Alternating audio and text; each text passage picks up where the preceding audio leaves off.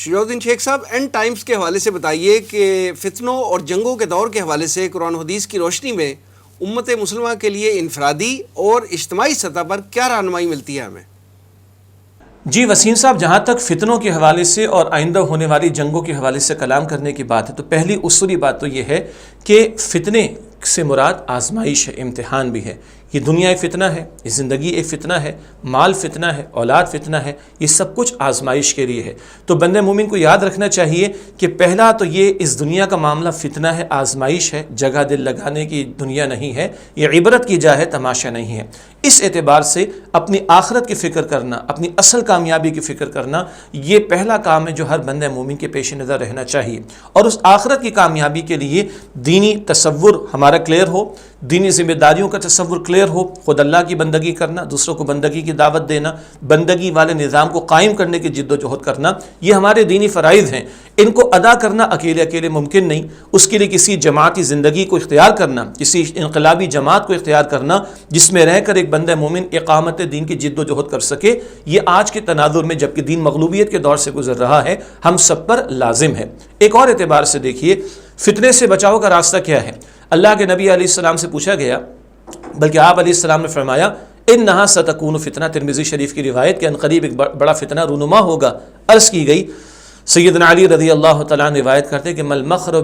مخرج منہا یا رسول اللہ، اے اللہ کے رسول مکرم علیہ السلام اس سے نکلنے کا راستہ کیا ہوگا؟ فرمایا کتاب اللہ، اللہ کی کتاب یعنی قرآن حکیم۔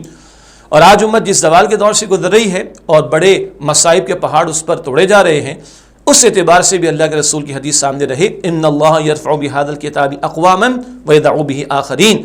بے شک اللہ تعالیٰ اس قرآن کی بدولت قوموں کو عروج عطا فرمائے گا اور اس کو ترک کر دینے کی وجہ سے قوموں کو ذلت اور رسوائی میں مبتلا کر دے گا۔ ایک اور انداز سے دیکھنے کی ضرورت ہے۔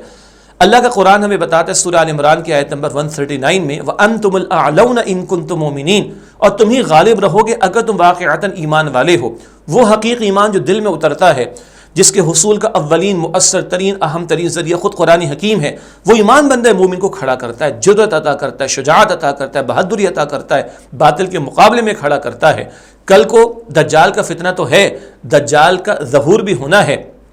احادیث سے واضح ہے کہ بندہ مومن ایمان کی بصیرت کی روشنی میں اس کے ماتھے پر کاف فا را لکھا ہوا پہچان لے گا۔ گویا کل کے آنے والے فتنوں کے لیے بھی قرآن کے ساتھ تعلق کی مضبوطی، ایمان کی آبیاری کا معاملہ، حقیقی ایمان کی آبیاری کا معاملہ، اور اس کے نتیجے میں اللہ پر توکل کر کے دین حق کو غالب کرنے کی جد و جہد کرنا۔ مستقبل کے منظر نامے ہمارے سامنے، جناب عیسیٰ علیہ السلام کا نزول بھی ہونا ہے، جناب مہدی بھی تشریف لائیں گے، مگر ان کی نصرت کے لیے حدیث مبارک میں ہے کہ مشرق سے فوجیں چلیں گی۔ مشرق سے مراد یہی علاقہ جہاں آپ اور ہم بستے ہیں، پاکستان ہے، افغانستان ہے، ایران کا کچھ حصہ ہے، وہ خراسان کا علاقہ جو رسول اللہ علیہ السلام کے دور میں تھا، وہ یہی علاقے تھے۔ یہاں سے فوجیں چلنی تو یہاں کو دین غالب ہوگا، یہاں اقامت دین کا فریضہ انجام دے کر اللہ کی زمین پر اللہ کے دین کو غالب کر کیا جائے گا۔ 75 برس تو ہو گئے، ہم نے تو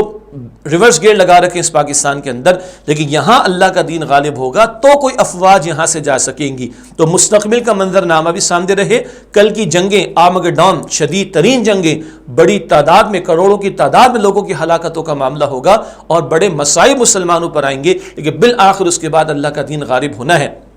سیدنا عیسیٰ علیہ السلام نے فرمایا تھا میں آنے والے دور کے لیے راستے کو صاف کر رہا ہوں۔ آنے والا دور تو رسول اللہ کا تھا صلی اللہ علیہ وسلم 6 صدیوں کے بعد، لیکن عیسیٰ علیہ السلام اپنا پارٹ پلے کر گئے۔ تو آنے والے دور میں اللہ کا دین غالب ہونا ہے۔ فَإِنَّ مَعَ الْعُسْرِ يُسْرًا، مشکل کے بعد آسانی آنی ہے، مگر آج ہمیں اپنا تن من دھن لگانا، اللہ کے دین کو غالب کرنے کی جد و جہد کرنا، امریکی سامراج کو بالکل نو کہہ دینا اور ان کی نہیں رب کی ماننے کی کوشش کرنا، تب اللہ کی مدد شامل حال ہوگی۔ قرآن کریم کہتا ہے کہ یا ایھا الذین آمنوا ان تنصروا اللہ ینصرکم ویثبت اقدامکم، اے ایمان والو کہ تم اللہ کی نصرت کرو گے، اس کے دین کی مدد کرو گے، ینصرکم تو اللہ تمہاری مدد فرمائے گا، ویثبت اقدامکم تمہارے قدموں کو مضبوطی عطا فرمائے گا۔ پڑوسی ملک میں طالبان افغانستان نے قربانیاں پیش کر دیں، ایمان والوں نے ایمان پر ہونے کا ثبوت پیش کیا تو اللہ کی مدد آئی۔ یہ الگ بات ہے کہ 56-57 مسلم ممالک بغیرتی کا ثبوت پیش کر رہے ہیں اور ان کی اسلامی حکومت کو قبول نہیں کر رہے، حالانکہ یہ